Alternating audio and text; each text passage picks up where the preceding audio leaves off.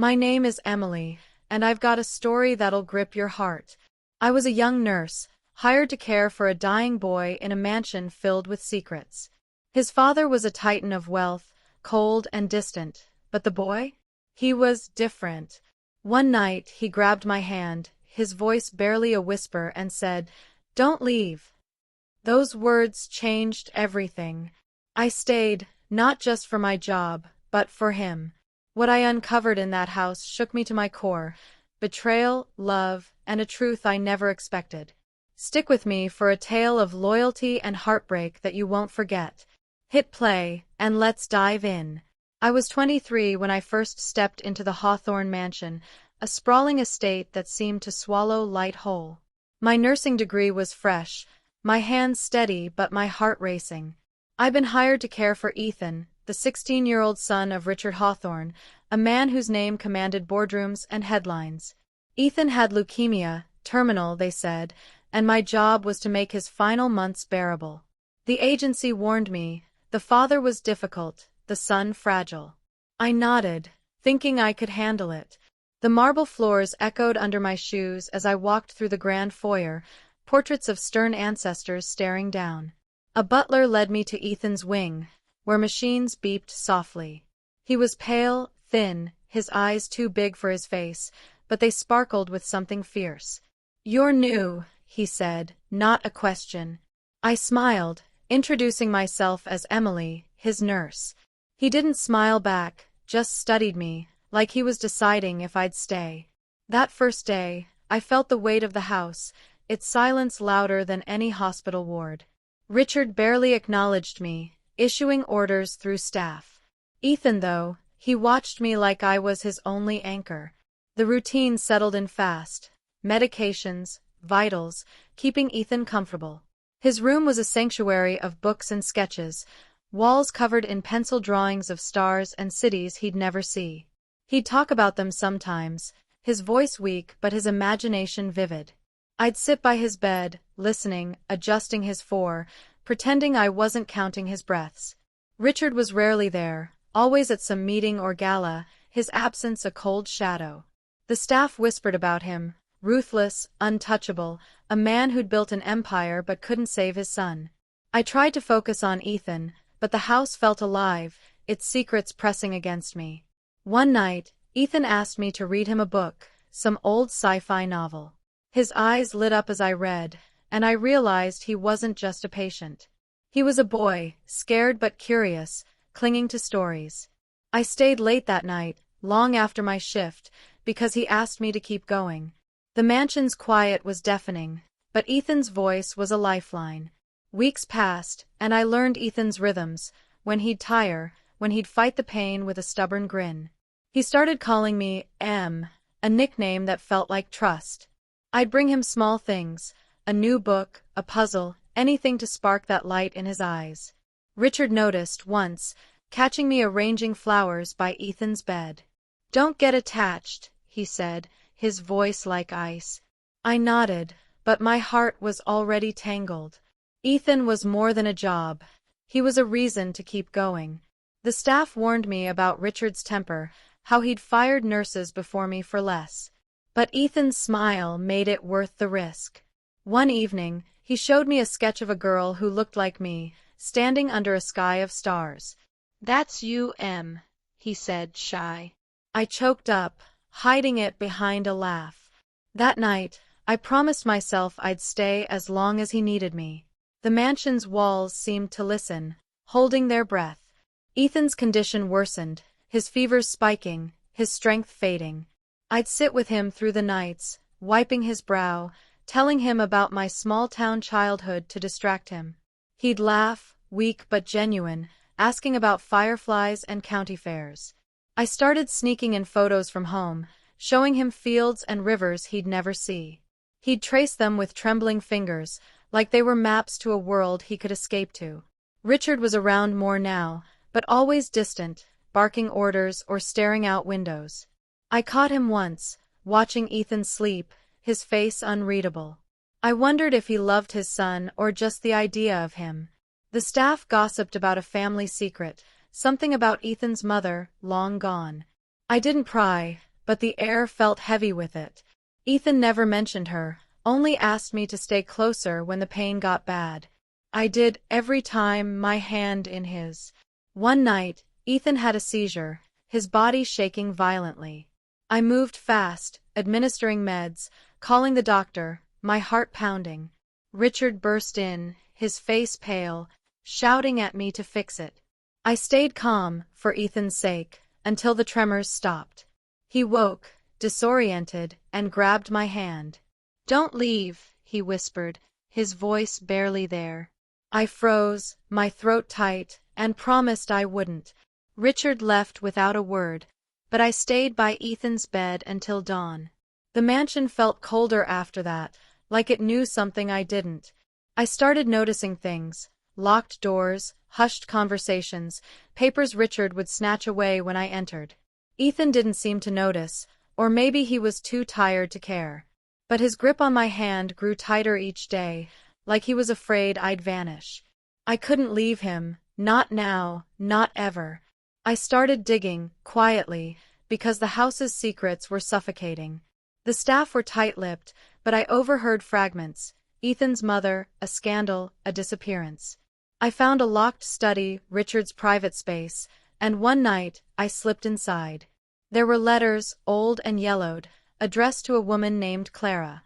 They were love letters, desperate, signed by Richard. My stomach twisted as I read about a betrayal, a child, a lie. I didn't understand it all, but it felt wrong, dangerous. I left before I was caught, my mind racing. Ethan didn't know, I was sure of it. He was too pure, too fragile for whatever this was. I vowed to protect him, not just from his illness but from whatever his father was hiding. The next day, Ethan asked me to draw with him, his hands too weak to hold the pencil. I guided his fingers, our laughter filling the room, but my heart was heavy. Richard started watching me, his eyes sharp, like he knew I'd seen something. I kept my head down, focusing on Ethan, but the tension was thick. Ethan's fevers were relentless now, his body betraying him faster than I could bear. I'd read to him for hours, my voice steady even when my eyes burned. He'd whisper about stars, about a life he'd never have, and I'd choke back tears. One night, he asked if I believed in heaven. I said I didn't know, but if it existed, it'd be full of his sketches. He smiled, weak, and said, "You'd be there, Em." My heart broke, but I smiled back. Richard walked in, saw us, and left without a word. I hated him for it, for leaving Ethan to face this alone. The house felt like a cage, its secrets clawing at me. I stayed for Ethan, but I was starting to fear what I'd uncover. The doctor's visits grew more frequent, each one grimmer than the last. Ethan was slipping, and I could see it in his eyes. He knew. I tried to keep things light, telling him silly stories, but he'd just hold my hand, silent. One evening, he gave me a drawing, a portrait of us under a starry sky. "For when I'm gone," he said. I wanted to scream, to beg him to fight, but I just hugged him. Richard was there more now, but always on his phone, distracted. I caught him staring at me once, his eyes dark, like he was weighing my worth. The staff whispered about a trust fund, millions tied to Ethan's name.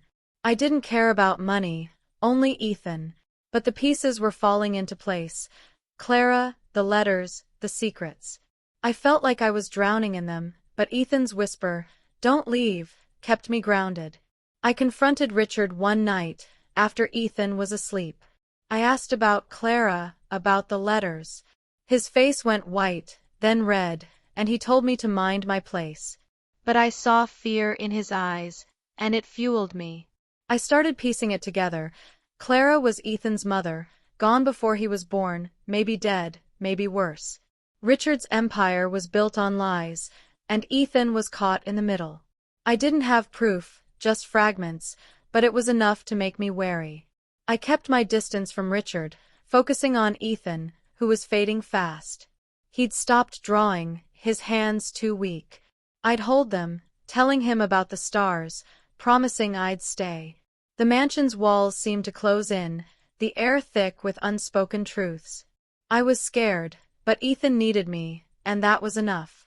Ethan's 16th birthday came, a quiet affair. I baked a small cake, and we sang softly, his voice barely a whisper. Richard wasn't there, called away by business. Ethan didn't seem to mind, just smiled at me, his eyes bright despite the pain. I gave him a journal, filled with my stories of home, so he'd have something to keep. He hugged me, his arms frail but warm.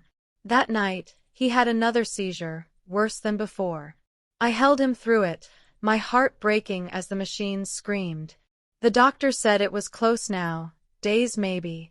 I couldn't breathe, couldn't think. Richard returned, his face a mask, and for the first time, he thanked me. It felt hollow. I stayed by Ethan's side, reading, talking, anything to keep him here. The mansion's secrets didn't matter anymore, only Ethan did. The days blurred, each one heavier than the last. Ethan's voice was barely audible now, but his eyes still held that spark. I'd sit with him, reading his favorite books, my voice the only sound in the room. The staff moved like ghosts, their whispers louder about Richard's plans. I overheard talk of a will, of Ethan's trust fund, millions that would revert to Richard if... I didn't want to think it, but the idea lodged in my mind. Richard was kinder to me now, almost too kind, offering bonuses, praising my work. It felt wrong, like a bribe. I ignored it, focusing on Ethan, who'd started calling me his sister. My heart swelled and broke at once. The mansion's grandeur felt like a mockery, its opulence useless against Ethan's pain. I stayed late every night, my own life fading into his. I didn't care. I'd promised him I wouldn't leave. One night, I found a key in Ethan's room, hidden in a book. It was old, ornate, not like the modern locks in the mansion. I waited until Richard was gone and tried it on the study door. It worked. Inside, I found more letters, photos of Clara, young and radiant, holding a baby Ethan. There was a journal too, her handwriting frantic, detailing Richard's control, his lies. She'd planned to leave to take Ethan, but something stopped her. The last entry was dated the day she vanished. My blood ran cold. I took photos with my phone, my hands shaking. I didn't know what it meant, but it was proof of something dark. Ethan was asleep when I returned, his breathing shallow. I sat by him, the key burning in my pocket. I couldn't tell him, not now. He needed peace, not this. Richard caught me the next day, his eyes narrowing as I left Ethan's room. He didn't mention the study, but I felt his suspicion. I kept my routine, checking Ethan's meds, reading to him, but my mind was racing. Clara's journal haunted me. Her fear, her love for Ethan. I started noticing security cameras, ones I hadn't seen before. Was Richard watching me? I didn't know who to trust. The staff avoided my eyes, their loyalty to Richard clear. Ethan sensed something, asking if I was okay. I lied, said I was just tired, and he believed me. His trust made me ache. I started hiding my notes, my photos of the journal, in case Richard searched my things. The mansion felt like a trap, but Ethan's whisper, "Don't leave," kept me there. I was in too deep to walk away. Ethan's condition was critical now, the doctor's visits daily. I'd hold his hand, telling him about the stars, about a world where he could run free. He'd smile, his eyes distant, like he was already halfway there. Richard was around more, his presence suffocating. He'd watch us, his face unreadable, and I'd wonder what he knew. One night, he called me to his office, offering me a deal, a huge sum to leave after Ethan was gone. I refused, my voice shaking, and he just stared, like he was measuring me. I left, my heart pounding, and went straight to Ethan. He was awake, his voice a rasp. "You're my family, Em," he said. I cried, promising I'd stay. The mansion's secrets were closing in, but Ethan was my reason to fight. I started recording everything, conversations, observations, anything that might help. I didn't know what I was building, but it felt like armor. Ethan's seizures were more frequent, his body so frail I could barely touch him. I'd sing to him, old lullabies my mom taught me, and he'd relax, his breathing easier. Richard stopped talking to me, his silence worse than his anger. The staff whispered about a lawyer visiting, papers being signed. I found a document in the trash, a draft of Ethan's trust fund, redirecting it to Richard. My stomach dropped. Was this why Clara disappeared? I couldn't prove it, but I hid the document, my hands trembling. Ethan didn't know, and I wouldn't let him. He deserved peace, not this betrayal. I stayed by his side, my resolve hardening. One night, Ethan woke, his eyes clear for the first time in days. He asked me to tell him the truth about everything. I hesitated, my heart breaking, but I told him about his mother, about the letters, softly, carefully. He listened, his face calm, and said, "I knew she loved me." I cried, holding his hand, and he squeezed back, weak but firm. He asked me to keep fighting, for him, for her. I promised, my voice steady despite the tears. Richard walked in, saw us, and left without a word. I knew he'd heard. The mansion felt alive, its walls pulsing with secrets. I was scared, but Ethan's trust gave me strength. I stayed up, planning, knowing I had to act. The key, the journal, the photos, they were my weapons now. The next day, Richard confronted me, his voice low, dangerous. He knew I'd been in the study, knew I had the journal. He offered me money again, more than I'd ever see, to leave and stay quiet. I refused, my voice steady, thinking of Ethan. He didn't yell, just smiled, cold, and said I'd regret it. I went to Ethan, who was weaker than ever, his eyes barely open. I read to him, my voice shaking, and he whispered, "You're brave, Em." I wasn't, but for him, I'd try. I contacted a lawyer I knew, sending her the photos, the journal, everything. She said it was enough to start an investigation, but it'd take time. Time Ethan didn't have. I stayed by his bed, the mansion's silence deafening, waiting for the storm. Ethan's last good day was quiet. Just us, no doctors, no Richard. I brought him a star chart, and we traced constellations with our fingers, laughing softly. He said he wasn't scared, not with me there. I believed him. That night, he gave me a letter, his handwriting shaky, asking me to keep it safe. It was for his mother, wherever she was, saying he loved her. I promised to keep it, my throat tight. Richard didn't come, and I was glad. The staff moved quietly, their eyes on me, but I didn't care. I stayed with Ethan, singing, talking, until he fell asleep. The mansion felt empty, like it knew what was coming. I hid the letter with my notes, my heart heavy but resolute. Ethan was my purpose, my family. The end came fast. Ethan's breathing slowed, his hand cold in mine. I stayed, whispering stories, my voice the only sound. Richard was there, in the corner, silent for once. I ignored him, focusing on Ethan, who looked peaceful, almost smiling. The machines stopped, and I knew.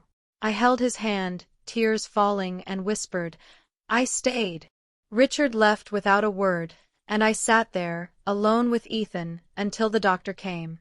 The mansion was silent, its secrets heavier than ever. I felt hollow, but I had his letter, his trust. I'd promised to fight, and I would. The lawyer called, saying the investigation was moving forward. It wasn't enough, but it was a start. Ethan's spark was gone, but his light was in me now. The funeral was small, just staff, Richard, and me. He didn't speak to me, his face a mask. I stood by Ethan's grave, the star chart in my pocket, and promised him I'd keep going. The lawyer found more, Clara's death certificate, suspicious, tied to Richard's company. I gave her everything, letters, photos, the document. The mansion felt like a ghost now, empty without Ethan. I left, my things packed, but not my heart. Richard's empire was cracking, lawsuits piling up. I didn't care about Justice, not really, just Ethan's memory. I kept his drawings, his letter, my anchors. The world felt bigger, colder, but I'd promised him. I'd stay in my way, fighting for him, for Clara. The mansion's secrets were out, and I was free, but I'd never forget. Months later, I was back in my small town, the mansion a distant memory. The lawyer kept me updated. Richard's company was under scrutiny, his name tarnished. I didn't follow the news much. It hurt too much. Ethan's journal sat on my shelf, his drawings pinned to my walls. I'd read his letter to Clara sometimes, crying, smiling. I started working at a local clinic, helping kids, each one a reminder of him. The world moved on, but I carried Ethan with me, his whisper, "Don't leave," a constant echo. I wrote about him, late at night, to keep his memory alive. The lawyer said Clara's case was reopening, new evidence surfacing. I hoped she'd find peace, wherever she was. I wasn't a hero, just a nurse who stayed. But for Ethan, that was enough. The investigation gained traction, headlines screaming about Richard's fall. I avoided them, focusing on my patients, but Ethan's face was everywhere. I'd see him in every sick kid, every hopeful smile. The lawyer found Clara's sister, who'd been searching for answers for years. I met her, shared Ethan's letter, and we cried together. She said I'd given him love, something Richard never could. I didn't feel worthy, but I kept going. My nights were spent writing, telling Ethan's story, our story. The mansion's shadow lingered, but I was stronger now. I'd promised him, and I'd keep that promise. Clara's case was moving forward, witnesses coming out. I didn't know if justice would come, but I hoped. Ethan's light was my guide, his trust my strength. A year passed, and Richard's empire crumbled, lawsuits draining his wealth. I didn't care about him, only what he'd taken from Ethan, from Clara. I kept working, my clinic a small haven for kids like him. Ethan's journal was my treasure, his sketches my inspiration. I started a fund in his name, for kids with terminal illnesses, to give them moments of joy. Clara's sister joined me, her strength humbling. We talked about Ethan, about his laugh, his dreams. The mansion was sold, its secrets buried in legal files. I didn't go back, didn't need to. Ethan was with me, in every star I saw, every story I told. I'd stayed for him, and I'd keep staying in my way. His whisper was my heartbeat. The trial began, Richard's name dragged through the mud. I didn't testify. I didn't need to. The lawyer had everything. Letters, photos, Clara's journal. I watched from afar, my heart with Ethan. The kids at the clinic kept me grounded, their laughter like his. Clara's sister called, saying they'd found more bank records, payoffs, proof Richard had silenced Clara. I felt sick, but not surprised. Ethan had deserved better, but he'd had me, and I'd had him. My nights were still for writing, his story growing into a book. I wanted the world to know him, not Richard. The fund grew, helping more kids, each one a piece of Ethan's legacy. I wasn't fighting for justice, just for him. That was enough. Richard was convicted, not for Clara's death but for fraud, enough to ruin him. I didn't watch the verdict, didn't need to. Ethan's journal was open on my desk, his last drawing, a starry sky, taped above it. I worked at the clinic, my days full of small victories. Clara's sister sent me a photo of Ethan as a baby, smiling, his mother's arms around him. I framed it, next to his sketches. The fund was thriving, kids getting trips, books, moments of joy. I wrote every night, Ethan's story almost done. I wasn't angry anymore, just sad and proud. I'd stayed, kept my promise. The mansion was gone, but Ethan wasn't. His whisper lived in me, in every kid I helped, in every word I wrote.